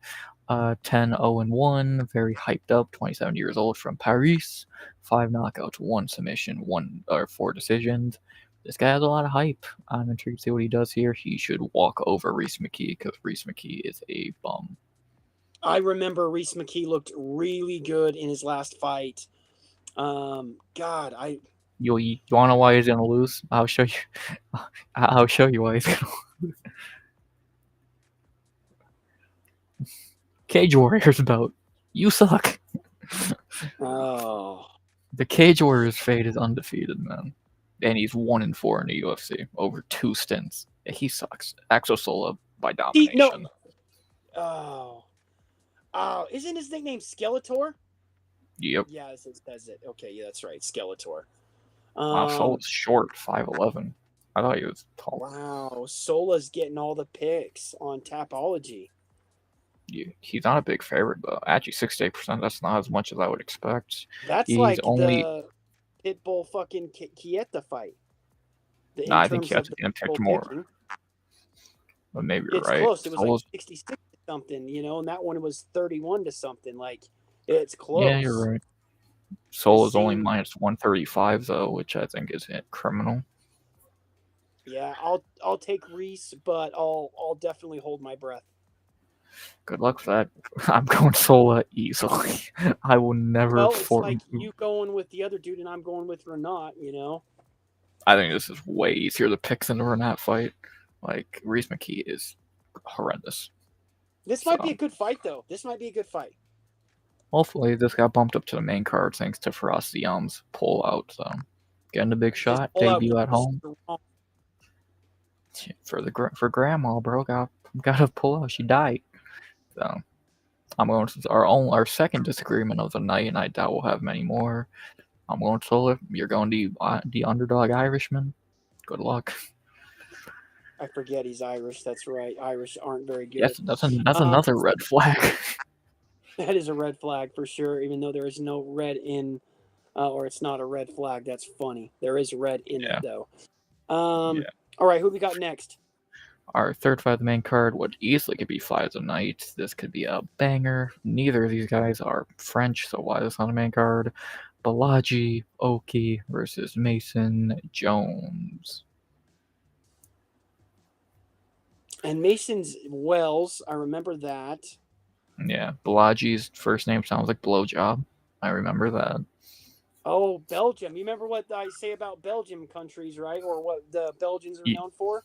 he didn't say it for Kieta. He's Belgian. Oh, damn. Well, let's get to it. What do we say, RX, about what Belgium is known They're for? good at skiing, damn it. Not skiing, They're speed skiing. one of them. They're not good fighters. Hopefully Kieta breaks that They curse. do have some Oki has skiers, though.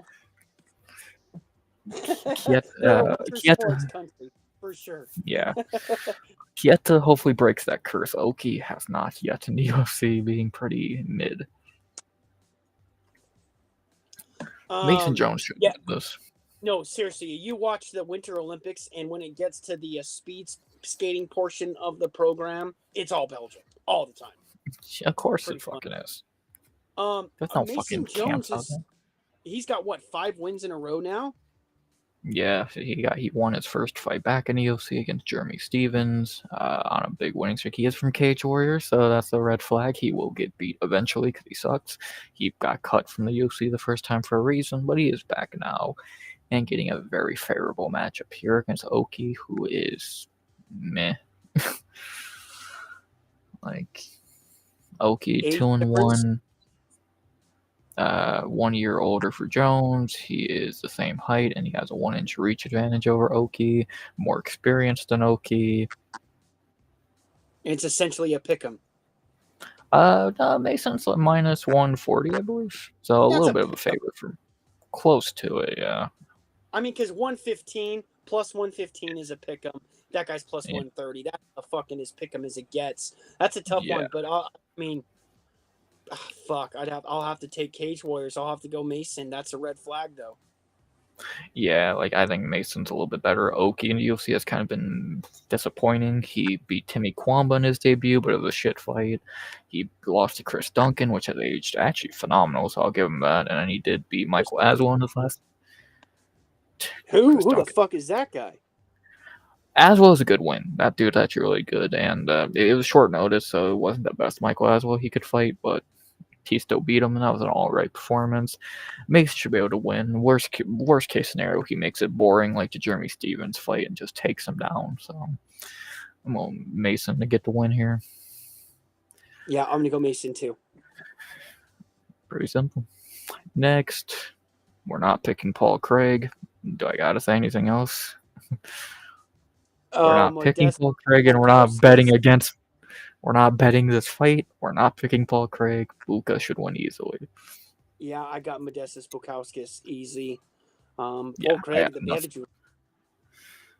Should you throw a little money on? You should throw money on Paul Craig. You know, fuck, he's some light heavyweight Charles Johnson. He finds a way to win somehow every time. But no. William Wallace, the bad Jew.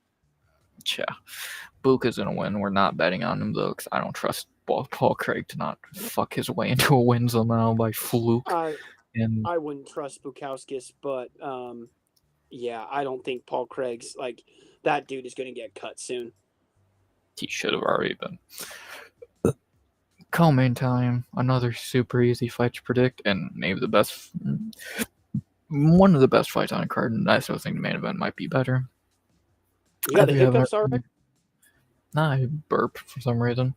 As we have in the co-main event of the evening, Benoit Saint-Denis versus Mauricio Ruffi. I only think it's the third fight from the top, Matua, because it's fucking the Bear Jew. It's gotta be. Yeah, he's a name. And Modestas has a name too. Yeah, Lithuania and Scotland. That's what the French want to watch. But they got their people in the co-main. Benoit gonna get knocked the fuck out by Mauricio Ruffi. There's no question about it. Ruffi is going to fucking Ruffi him. Rufy is going to make light work, easy work of fucking BSD. I Yeah. know it's in France, and I know he's a fucking French special soldier, but Hoofy is special. He is special. He is special. I mean, I might take Hoofy in a fight with Lord Gene Silva. I don't know, but man, those two are fucking elite. How can you bet against Hoofy? Hoofy might be better than Protez, and Protez is fucking phenomenal. I'll tell you right now, Rufy is going to be in the safe parlay because he's just free money. Like, he's only -200. He should be like -5. He's going to put a Rufy in Benoit's drink and win this easily. Yeah, I mean, God, what he did to fucking Body King Green, he made that look like it was me fighting in there, like against Hoofy. Like, what the fuck is this dude doing in there? Yeah. Benoit Saint Denis, like, he got put out by Dustin. Dustin was great. Who was his other loss? BSD's other loss? Money Moicano, motherfucker. That's right, Money Moicano, motherfuckers. Money Moicano. Yeah, and Moicano, I'm not. Moicano just fucking lays on top, dude. Give me Hoofy by fucking just an absolute First, vicious. first Wow, round Matua's got knockout. PSD. Good luck. It's Interesting. not. I'm not gonna say good luck. It's not happening. Rufy is knocking him out within 3 minutes. Even the sun shines on a dog's ass, RX. That's the problem with this sport. Does it shine on Shana Banan's ass? No, not the way that you say it. Not the way that you spell it. Well, I think Shana Banan has a better chance than Benoit. Rufy by knockout round 1. Pretty easy pick. Main event. Like, there's nothing to say. That's a complete layup for Mauricio. And now for the good fight. Good fight still, but I mean, anytime Hoofy is fighting, BSD's a well-known guy. God, I love that fucking fight. Hoofy's gonna eat. Yeah, there's no way I could not bet on Hoofy. Yeah, he is in the safe parlay for sure, so can't wait. But now, from one Frenchman losing to the other, our main event of the evening to end UFC Paris to see who maybe gets the next title shot. Fluffy's gonna get it, we all know it. Nasruddin Imavov versus Caio Borralho. Now, what's kind of scary about the fucking Paris, right? Now, you got that Axel, who's fucking French, right? That there's a really good chance that he loses, right? There's a fucking chance. There's a very good chance BSD loses. There's a very good chance Gomes loses, right? Even though I think Gomes wins, and yeah, because I think Gomes wins. How many French guys are actually going to win on this card? I am. I'll say. The Frenchman that I think is going to win is going to be Imanov. Give me those nerd glasses. Kyle's gonna win. Imavov's not good. I don't see the hype in Imavov. He beat a washed Izzy. Good job. Anyone could do that. He did not even beat Cannonier. That was an early stoppage. He beat Brennan Allen. Debated. A rematch would go differently. And he beat Roman Dolidze. Ooh. Kyle by whatever he wants. Imavov's not good. I don't care what people. He lost to Sean Strickland and Phil Hawes. Kyle Borralho all fucking day. The nerds don't lose. Imanov's. You're right about that. You're right about that. Certain nerds. We don't count Protez. He's fake. He got kicked out. Protez is better than Bohio, and I was huge on Bohio. But I tell you what, I watched. If you go to that Jared Cannonier fight, and I know you're saying that stop was early. I'm not saying it was the greatest stop in the world, but I don't think it was like, oh my God, throw a fit early. At least from what I remember. I know Moss went crazy with that. You sound like you're going crazy with that. I just don't remember. I remember the people talking about it, but he was beating the shit out of Cannonier. Now, you go to the other fight, Bohio and Cannonier, right? I did watch both of these fights recently, or this fight recently, Bohio and Cannonier. That was a dog fight. I mean, Bohio starts with these fucking leg kicks, Cannonier's like, all right, you're going to kick me in the leg. I'm going to fucking punch you in the face every fucking time. And I mean, honestly, Bohio looked like fucking Rocky fighting the Russian, like Igor fucking Drago, like his face was tore up after that fight with fucking Cannonier.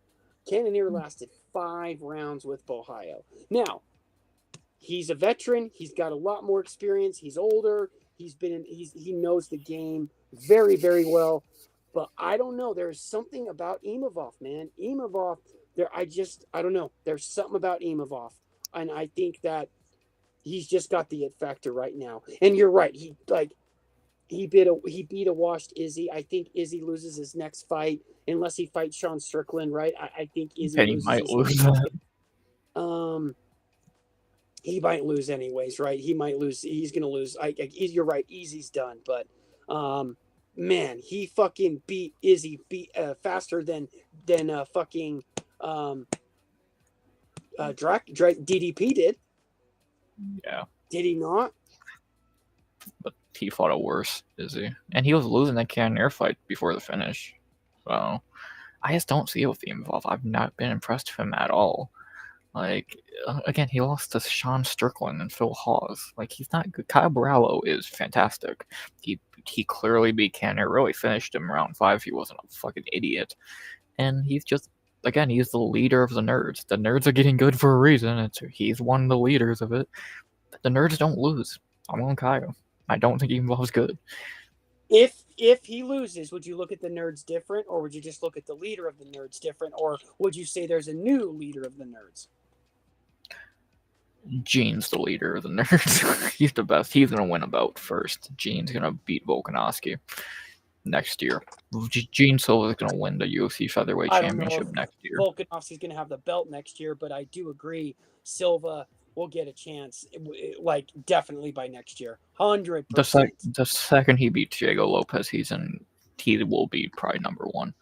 And they're going to do Lerone and Volk, and then Gene will fight the winner and beat him. Gene Silva will be champion next year. I can almost bet on it. When is Gene in next week? That's the week after this? Yep. And then when's Volk Lerone? That hasn't been booked yet. Oh, probably December. If there was a chance that they could do it this year, but Volk would have to be December. Very soon. So you're right. It might happen early, like first quarter, like March, April next year, especially if Volk wins by easy, like if he makes easy work of Lerone, which he's not going to, but if he does, I could see that happening second quarter at the latest of next year. Gene Silva gets his title chance. But okay, go back to this one.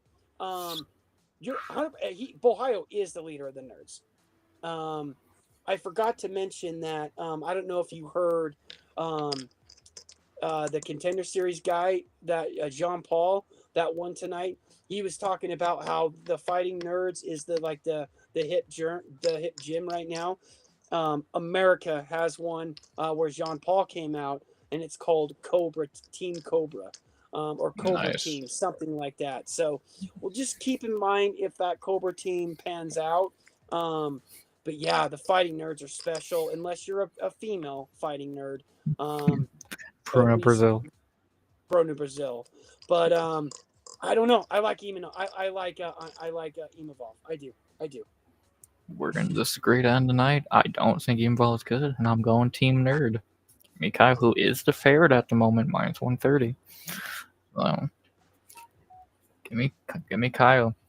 There you go. I think Paris is going to end with a very stinky night of having their 2 heroes get their shit kicked in. So their only wins are going to be Omer Sy and Axel Sola. Good on them. What a card though. What a fucking card though. The order is fucking stupid. Should be a fun night. Should be a really fun morning, I should say. And then BYU plays at 8:15 against Stanford. There are a few college football games we may have to sneak over. Oh God, the TV will be on ESPN Plus. I'm just thinking about which college football games we'll have to watch during, but I'm excited. I'm excited about the card. I like that it's I, earlier. I wish it was a little earlier than it is, even 2 hours earlier. Rather it's starting right at now, it's eight gonna be o'clock. at 10 a.m. It's gonna be at 10 a.m. for you. I know. I wish it almost started at 8. Because college football Oof. starts at 10. Yeah, that's true. There you go. But Well, you'll be making some parlay money during college football. Don't worry. Thanks to our amazing parlay. I can use those streaming services to stream games, and the games have been on YouTube actually too. Um, Not nice.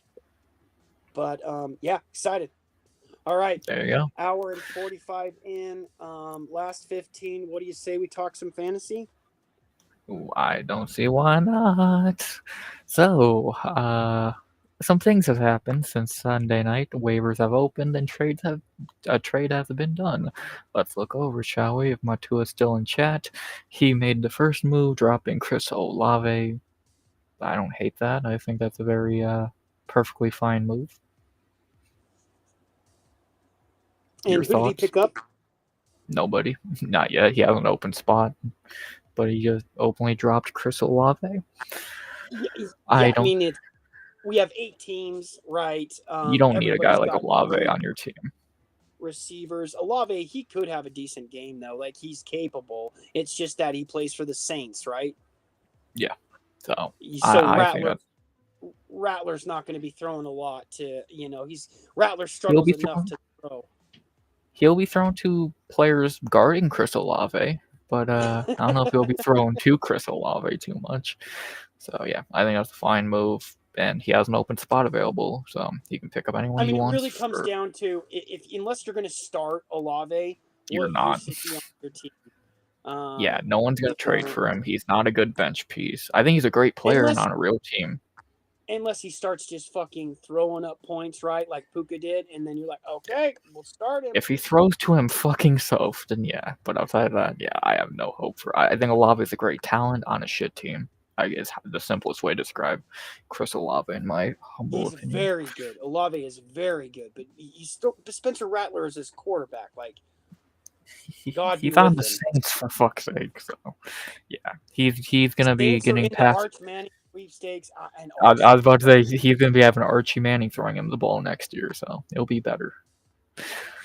But then also Matua, Really cool yeah, with and then Arch Manning playing for the Saints, and then or Archie playing for the Saints, and then both of his sons don't, but his or his other son or his grandchild does. That's pretty cool for Archie. yeah, it'd be sweet. So good luck, Olave. You're in need of.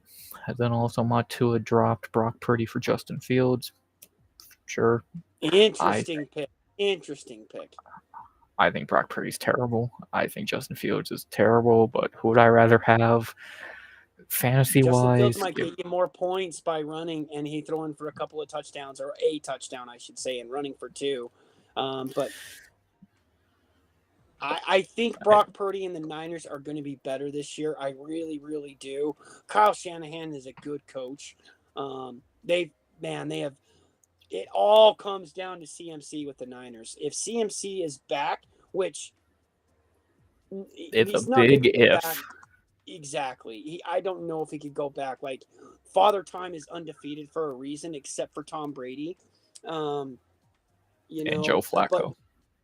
name a running back that Father Time did not beat. Adrian Peterson. Oh, give me a break.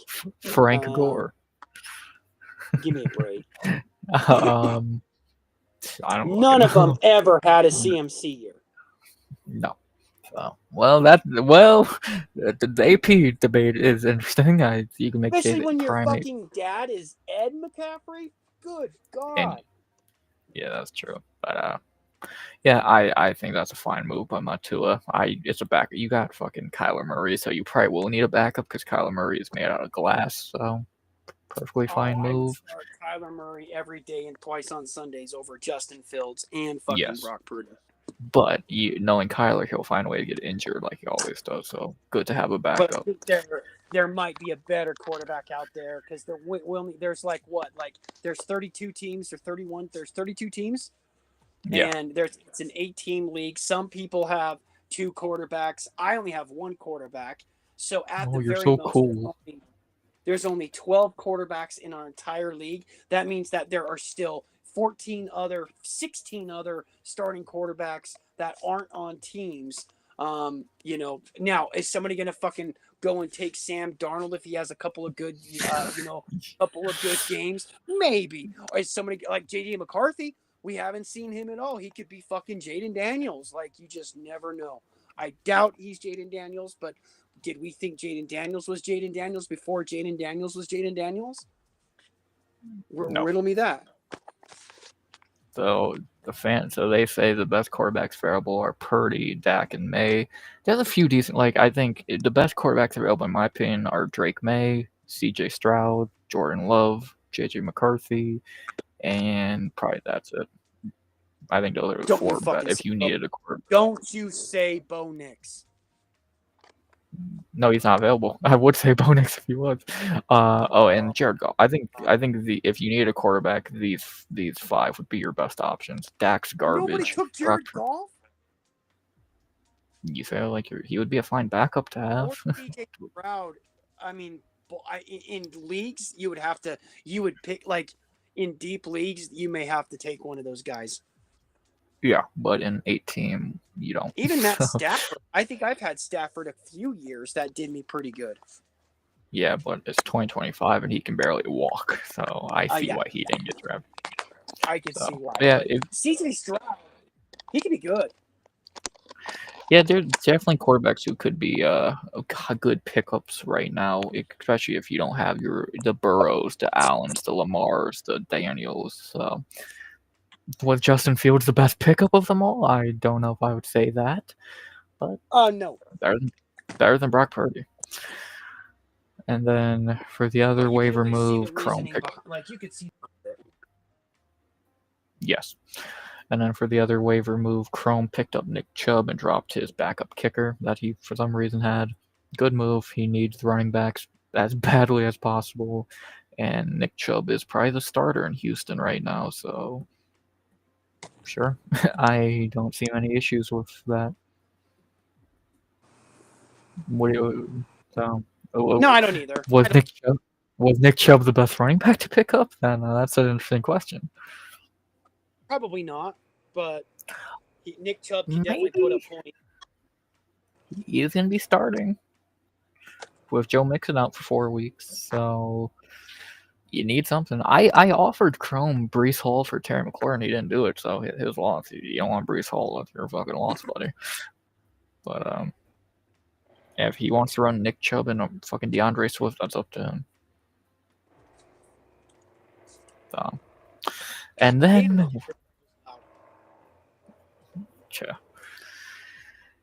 and then the move you talked about earlier that happened last night, the first trade of the season. Yours truly sent out David Montgomery and Deebo Samuel for Chuba Hubbard and Jameson Williams. What do you think of that move? Say it one more time. Hubert. I gave up David Montgomery and Deebo Samuel for Chuba Hubbard and Jameson Williams. JMO, oh, fuck, dude. Jameson Williams is like the guy on Detroit on Madden. That's the one that everybody fucking, like. He is fast.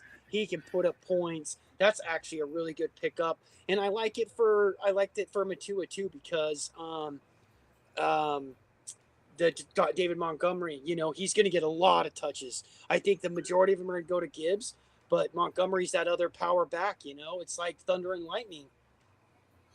Yes, and the story behind this trade, we were talking last night. I was holding his hand through fantasy, like always, and he did not know who Chuba Hubbard was. He didn't want him. He wanted Deebo Samuel because he's a Redskins fan. I thought of the trade. I was not going to just do Deebo for Chuba because that would completely fuck him over and leave him with 2 running backs. So I added 2 Lions, and I did see Matua's chat where he said, where can I get Sean Taylor? He's definitely a Skins fan. It's fucking Sean Taylor, man. The people that broke into his house and killed him, like, That was so sad. Like Sean Taylor was such a fucking. He was such a good safety, man. Yeah. So there you go. There's our fantasy league updates for right now. There's the waivers are open. You can pick up and drop anyone at your own want. What's up, And Mister then C? now, well, yeah, Mister, you can see your brother. I was not looking at chat. My bad. I'm very bad very bad host. And now we just wait for Thursday. We will again whenever Got to you do want to my talk. Survivor League. We got 3 picks that we got to do.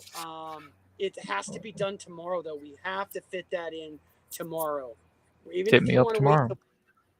No, we'll Oh, do it before stream. Yeah, just hit me up on Discord. Because the only reason we're doing it before is because we're gonna put the Eagles in it for sure. If we weren't doing the Thursday night game, we would just wait till Thursday for the parlay and all that, because that's gonna be a mayhem week one. But since we are oh, I 100% used, right. So on one of the entries, I do Philly, and then the other two I can do.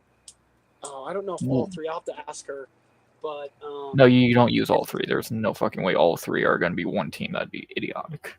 exactly. So I think as long as the game hasn't kicked off, I should be able to pick it.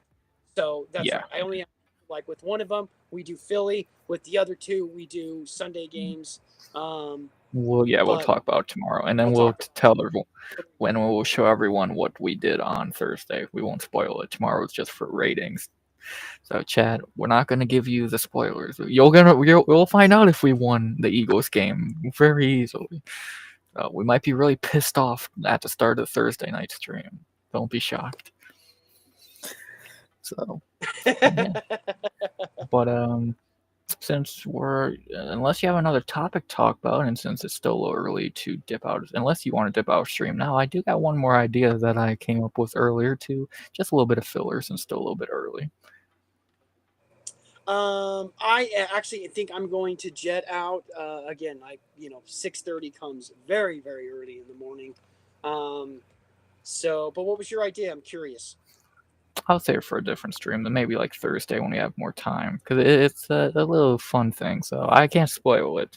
We'll save it for Thursday because I had to Okay. parlay, or Okay. maybe like Okay. Friday, one of the days before either Thursday, Friday, or Saturday. It's a fun little thing. So there you go. Well, I appreciate it as always. Matua was awesome in chat. Mr. C, thank you for stopping by. JMO, Jamie's always awesome. Man, we didn't get our usual suspects like D-Man and Two I Jam and wonder why. Free I can Tone. And, think of a reason why. yeah, they're all over. They're at Gummy Gang right now. How can you blame them? Yeah.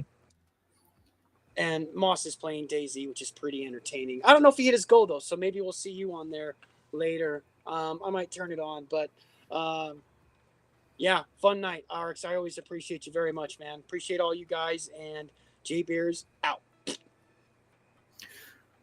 There goes the J Beers for the night, who we will see plenty of over the next 2 nights as well, and probably all week, because he always finds a way to hop on stream, which is amazing. Because we'll obviously see him tomorrow for the rating show, which, God, you know how much I love that. And then Thursday night, like I said, our first ever Thursday night parlay night. That's gonna be awesome. I cannot wait for that. And yeah, you'll get plenty of J Beers over the next couple nights. And then he'll probably hop in Friday, Saturday, and Sunday as well, I would have to imagine. So there you go. There is the J Beers. Always good to see him. And yeah, there you go. Not very much to say tonight, gang. We went about 2 hours. We talked about all the main topics, talked Contender Series, talked UFC Paris, updated you on the Fantasy League, and it was fun. It was very fun. I know we only got like 4 people in chat all night. It says we got 50 views. I don't know when, but we thank you to Martilla, Mr. C, and Jamie for hopping in on this beautiful Tuesday night. You are amazing, and Adam, a great night. I love y'all. Thank you to Jay Beard for hopping in and saving the stream like he always finds a way to. And night 1 of 6 streaming in a row. You ready? I know I am. See y'all tomorrow for the rating show. See y'all Thursday for the parlay show. Friday for the pre-party. Saturday night for the after party. And Sunday night for the hangover and week 1 recap of the NFL. I can't wait. Hope you can as well. We're gonna get plenty of J beers, plenty of RX, plenty of idiocy. I can't wait. See y'all there. Had a great Tuesday. Hope y'all did as well. And yeah. Unless I'm going to say things which I don't believe I am, please like, comment, subscribe. 200 subs go by the end of 2025. We're almost out at 170, which is amazing. And thank you to everyone who was in chat tonight. And with that being said, I'm trying to think of anything else I can say. Not that I know of. So, that being said, as always, before we meet again on Wednesday night for some ratings, Tuesday in the books, and RX is out. Good vibes only. And always.